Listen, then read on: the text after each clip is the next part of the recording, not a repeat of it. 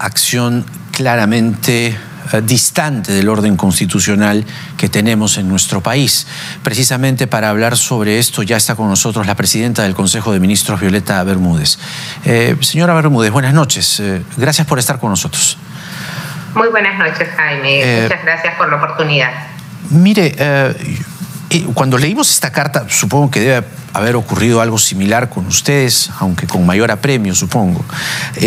La verdad es que el texto es bastante inquietante, por decirlo menos, y claro, se hablan de asuntos que riñen con la Constitución.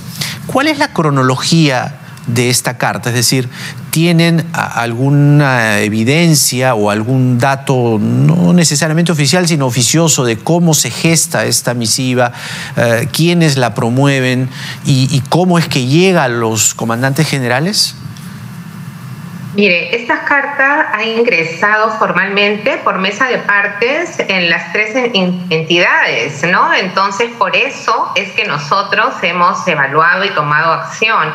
Como es usual en una entidad pública, si llega una carta que no tiene ninguna firma, ningún número de DNI, me imagino que en mesa de partes pidieron que haya una persona que asumiera la responsabilidad, y por eso en la carta que ha sido ingresada aparece solamente una firma, ¿no? Y en los demás nombres que vienen impresos no hay ninguna otra firma.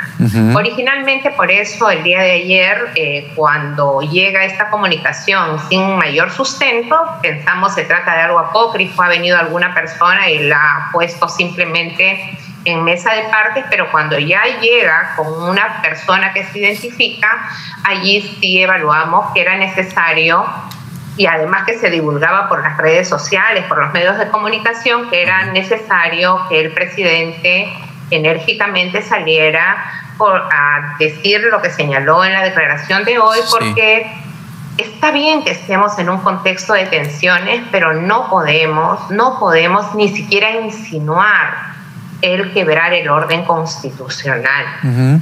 ¿Qué firma es la que aparece, si fuera tan amable, en esta carta?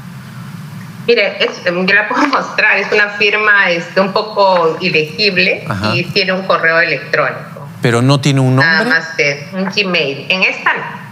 En esta que tengo acá a mano no. En otra de las comunicaciones sí, no la tengo ahora a mano, pero en esta no dice el nombre, ¿no? Y esta persona, digamos, imagino que el Ministerio Público ya, una vez que ustedes reenvíen formalmente este documento, que entiendo, no sé si ya lo han hecho formalmente. Ya lo hicimos esta tarde. La ministra de Defensa, precisamente cumpliendo una disposición del presidente de la República, ha remitido las tres comunicaciones recibidas.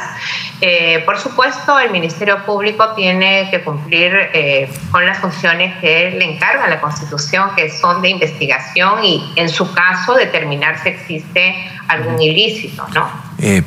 Claramente podría haber más de uno, ¿no? Si es que consideramos, por ejemplo, que esta comunicación se envía a los comandantes generales de las Fuerzas Armadas, de las instituciones armadas. ¿Cuáles son las primeras faltas, los primeros delitos que usted podría advertir, o si acaso el Ejecutivo está pidiendo al Ministerio Público con algún grado de especificidad que investigue determinados ángulos penales? No, nosotros somos respetuosos de los distintos poderes y creo que precisamente para ver las cosas con tranquilidad y objetividad, el Ministerio Público simplemente le hemos cursado con un oficio muy respetuoso, adjuntando las comunicaciones para que ellos, en el marco de sus funciones, puedan realizar las pesquisas que sean necesarias, y ellos, a quienes les corresponde poder indicar si es que hay qué tipo de ilícitos.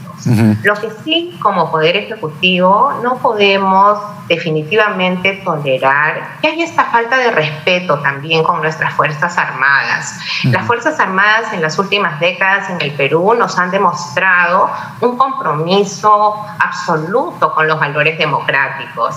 En todo este año de pandemia han trabajado de la mano con las instituciones democráticas precisamente para ayudar a solucionar y a responder ante este problema tan crítico. Cada vez que hay algún problema en todo el proceso electoral han cumplido el rol constitucional que les corresponde. Entonces sí, también este tipo de comunicación, más allá de los temas que hemos comentado, nos parece que también es ofensivo contra los miembros de nuestras Fuerzas Armadas que están demostrando un compromiso con la democracia. Ciertamente, porque además se les invita, ¿no?, a quebrantar el orden constitucional, porque si bien es cierto, en el cuarto párrafo parten de la premisa de que si el jurado eventualmente ignora o desestimase las denuncias interpuestas a las actas que han sido adulteradas y no verifica la licitud de las actas observadas, tendríamos un presidente ilegal e ilegítimamente proclamado por ser consecuencia de un delito. Y además dicen que existe el derecho a la insurgencia. ¿Cómo le tomó a usted esta misiva? Bueno, en realidad cuando yo la vi me pareció que inicialmente, ¿no? ¿Qué les pasa? Dije yo, de repente esto es una broma de mal gusto, sobre todo porque la primera versión que vi no tenía firmas.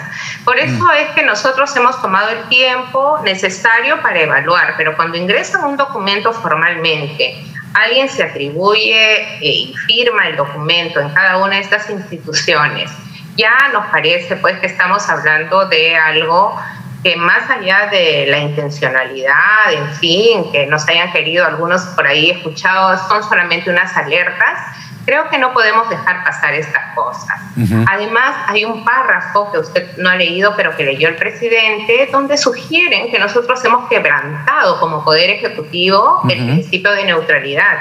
Y creo que a toda la sociedad y especialmente a los medios de comunicación les consta que incluso nos hemos abstenido de participar en algunos debates que podrían estar en el límite de los temas electorales, porque precisamente una de las funciones del gobierno de transición y emergencia es garantizar una transición ordenada luego de una crisis política.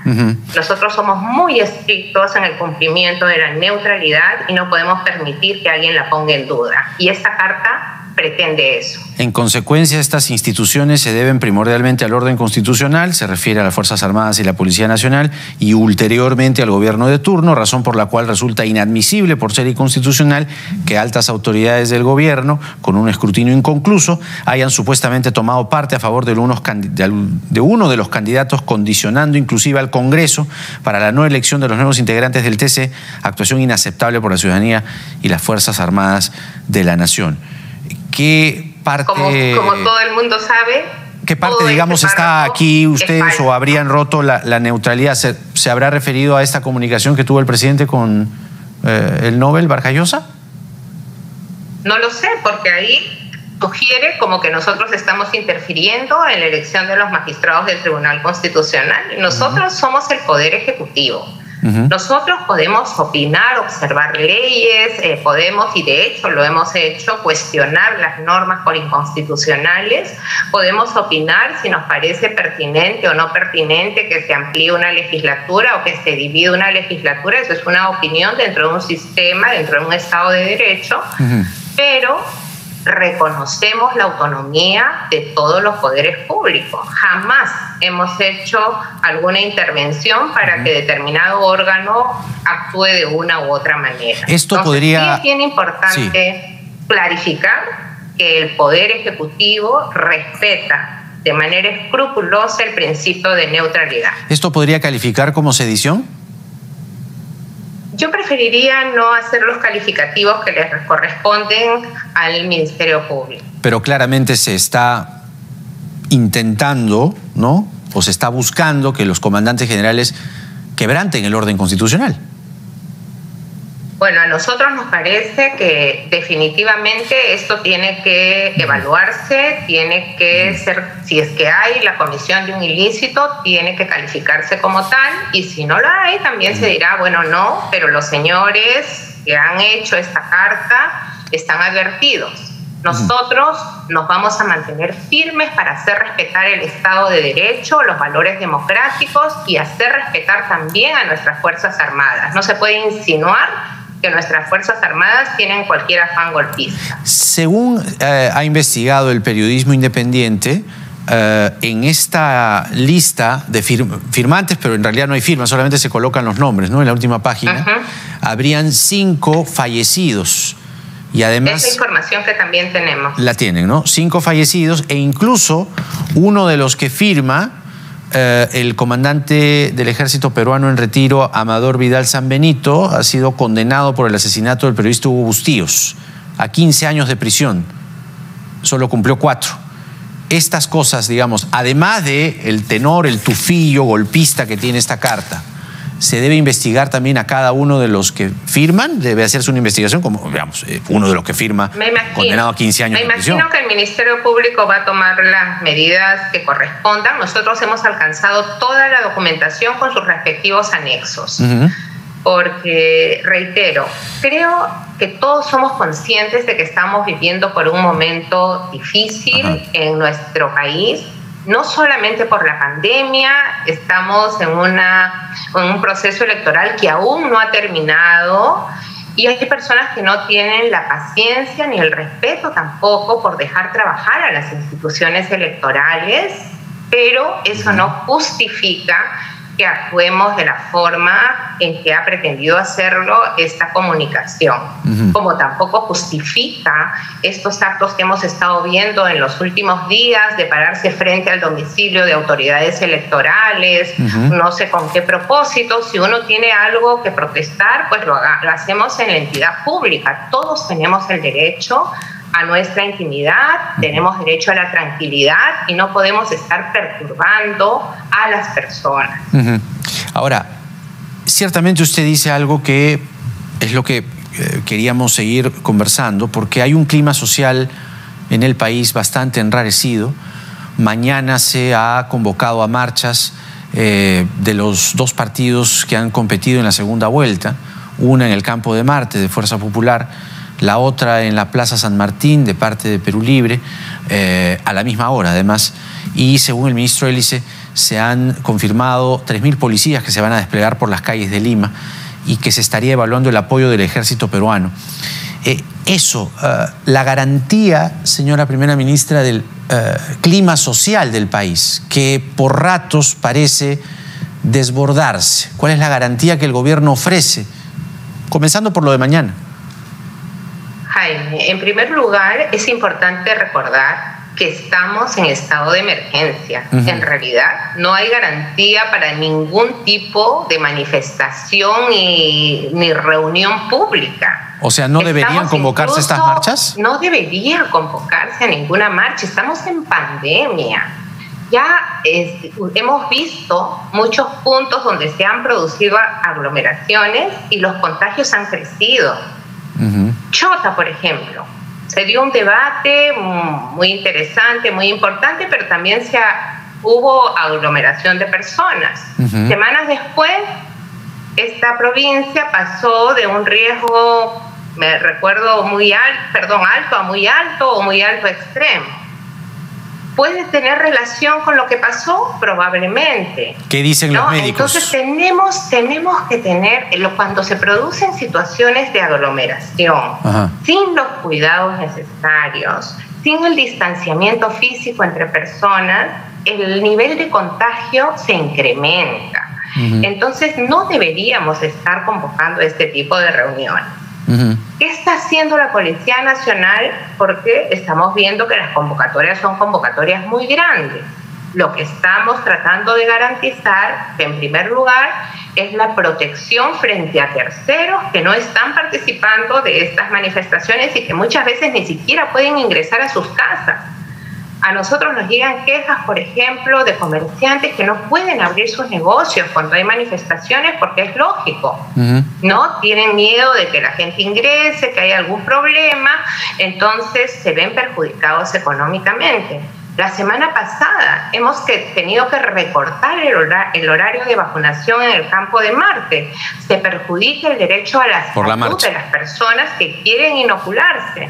Efectivamente, entonces la policía en este fin de semana sí tiene la consigna estricta de cuidar no solamente los centros de vacunación, como ha informado el ministro del Interior, sino también de evitar que estos grupos vayan a tener cualquier tipo de encuentro que pueda terminar en alguna situación de peligro para las propias personas que participan ahí. Entonces, ustedes han visto el rol de la policía, es un rol bastante, vamos a decir, cuidadoso de protección de los derechos de las personas, pero las personas también tenemos que ser responsables. Digamos, partiendo de la premisa de que no está permitido movilizaciones que tengan una gran cantidad de personas y que ocasionen aglomeraciones, no debería entonces el gobierno decir, oiga, no convoquen a esas movilizaciones, no está permitido marchar, pero ¿qué pasa cuando ya ocurren? Claro, lo hemos dicho, Jaime, pero nosotros también estamos en pandemia. La policía, no toda la policía tiene que agruparse alrededor de una marcha. Si nosotros intervenimos, ¿para qué? Para retener a las personas tendríamos que llevarlas a un lugar. Son tantas que seguirían aglomeradas. Se da cuenta que el impacto sería el mismo. Aquí es un tema también de responsabilidad individual, pero también de responsabilidad de las organizaciones políticas. Yo les pido a todos un poco de paciencia. Los organismos electorales están haciendo su trabajo. ¿Se está demorando un poco más de lo previsto? Sí. ¿Por qué? Porque también ha sido una competencia bastante intensa. Entonces esperemos tranquilamente que las autoridades hagan su trabajo y en su momento darán los resultados que correspondan. Marchas en las calles, marchas en las casas de los funcionarios más importantes de los organismos electorales, mensajes de odio que van cada vez en aumento. ¿Le preocupa a usted el orden democrático en este momento? Más que el orden democrático, me preocupa que empecemos a instaurar prácticas que son violatorias de los derechos de las personas. El ir a protestar frente a la casa de un servidor público me parece que es atentatorio contra sus derechos humanos, contra el derecho a la tranquilidad pública, porque ahí también residen otras personas. Yo, por ejemplo, si alguien quiere protestar contra el ejercicio de las funciones que cumplo, pues que venga a protestar a la puerta de la PCM, no tienen que ir a mi casa.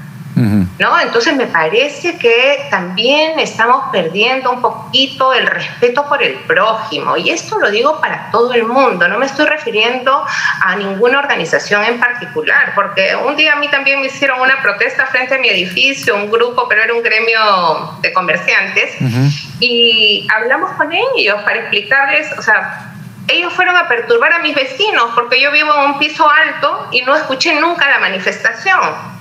Me enteré porque los vecinos se quejaron. Esto no me parece que es justo. Creo que no podemos instalar esas prácticas que son antidemocráticas y son irrespetuosas de los derechos. Todos merecemos ser respetados. Y las autoridades electorales están haciendo su trabajo. No hay nada en este momento que nos haga dudar de que no están trabajando. Hay que dejarlos que trabajen tranquilamente para que concluya este proceso electoral que tiene sus tiempos, perfecto, pero estamos dentro de los plazos electorales. Sí, justo recordábamos que el 2016 la proclamación de Kuczynski fue el 28 de junio, digamos que estamos 18, digamos que en el promedio estamos a 10 días todavía, ¿no? Ahora, se ha presentado una moción de censura contra la mesa directiva de la señora Mirta Vázquez. Esta vez no han incluido al señor Sagasti, que es presidente del Congreso encargado de la presidencia de la República, pero en los considerandos se señala que hay un hecho reciente, ¿no?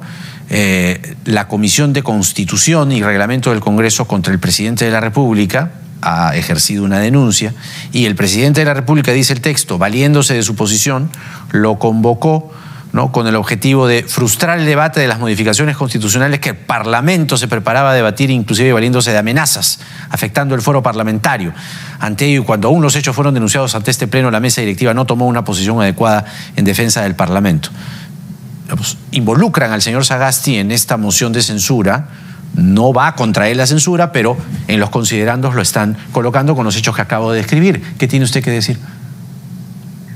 No, en realidad ya el presidente en su momento compartió cuál había sido el objeto de su conversación con el presidente del Congreso. Nosotros como Poder Ejecutivo nos reunimos frecuentemente con los congresistas. A veces lo hacemos por invitación de ellos en el Congreso y a veces en la PCM o en Palacio de Gobierno por invitación nuestra. De hecho, hoy día, por ejemplo, en mi caso, yo he tenido una reunión con los congresistas del departamento de Moquegua para darles cuenta de lo que hace el Poder Ejecutivo, lo que ha venido haciendo y conversar con ellos qué proyectos o qué iniciativas podemos cerrar en estos 40 días de gestión que todavía nos quedan y que, como bien lo ha señalado nuestro presidente, vamos a trabajar hasta el último día de nuestro mandato de manera intensa para poder cerrar algunos proyectos que son de beneficio para nuestra población o poder destrabar algunos otros y puedan continuar cuando transfiramos la gestión gubernamental. Pero lo que dicen aquí es que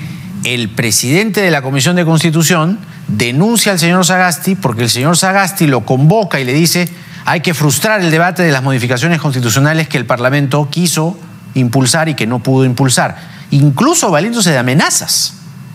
Bueno, eso el presidente Sagasti ha aclarado que no es así. Ajá. Ahora, que por esa razón ahora están, digamos, queriendo censurar a la señora Mirta Vázquez, ¿no?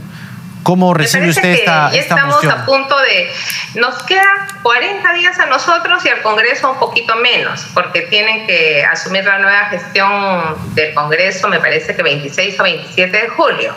Entonces creo que no estamos en tiempos de censuras. Yo creo que todos tenemos que calmarnos un poquito. Yo entiendo perfectamente, porque igual que seguramente muchos de los congresistas, nosotros trabajamos 24/7, no tenemos horario, terminamos el día cuando terminamos de despachar lo que haya de despachar en la jornada y seguramente ellos están igual.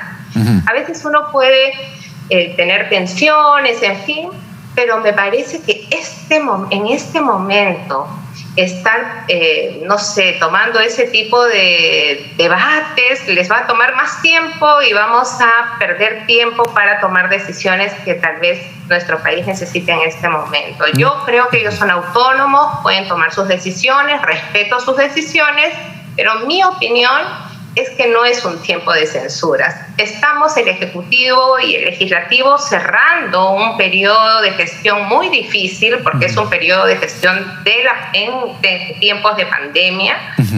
Deberíamos concentrarnos en cómo hacer una transferencia ordenada, una transferencia responsable, dando cuenta a la ciudadanía de lo que hemos hecho y de lo que queda pendiente.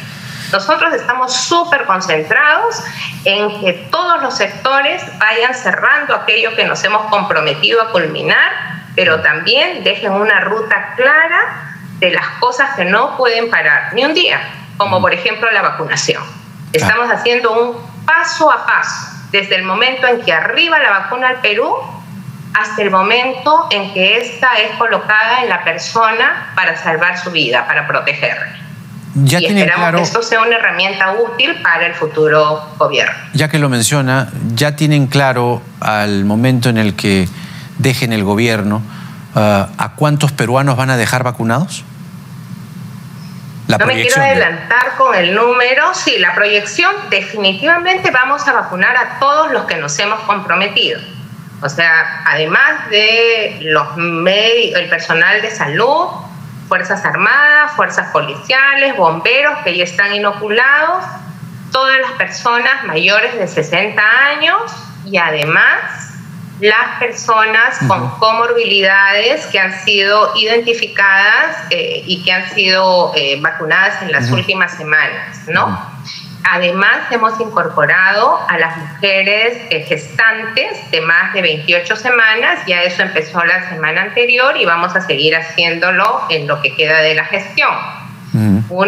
Estamos negociando intensamente y quizá puedo adelantar algo positivo para que nuestra ciudadanía también esté optimista, es que seguimos negociando con los laboratorios y, por ejemplo, el laboratorio Pfizer, con quien tenemos una relación excelente y nos ha venido cumpliendo con los cronogramas que nos han ido planteando en estos meses de manera súper estricta, también nos ha anunciado que en el mes de julio vamos a seguir con el mismo ritmo de recepción de dosis de vacunas, lo cual nos va a permitir ir un poco más allá de las metas que nos habíamos planteado. Muy bien, vamos a estar atentos a ello y sin duda podemos tener más precisiones en lo que quedan de estos días. Gracias, señora Bermúdez, por esta entrevista. Gracias, Jaime. Si me permites un minuto para aprovechar esta oportunidad, primero para saludarte a ti por el Día del Padre este domingo y saludar a todos los padres de nuestro país, que muchos de ellos están pasando por situaciones difíciles,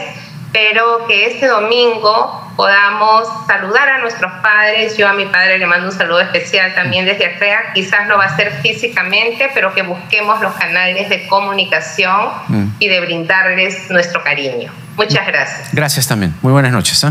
Violeta Bermúdez, la presidenta del Consejo de Ministros, con nosotros. Vamos rápidamente a la pausa y viene Carmen Omonte, congresista de Alianza para el Progreso, para hablar de esta moción de censura a la mesa directiva presidida por Mirta Vázquez.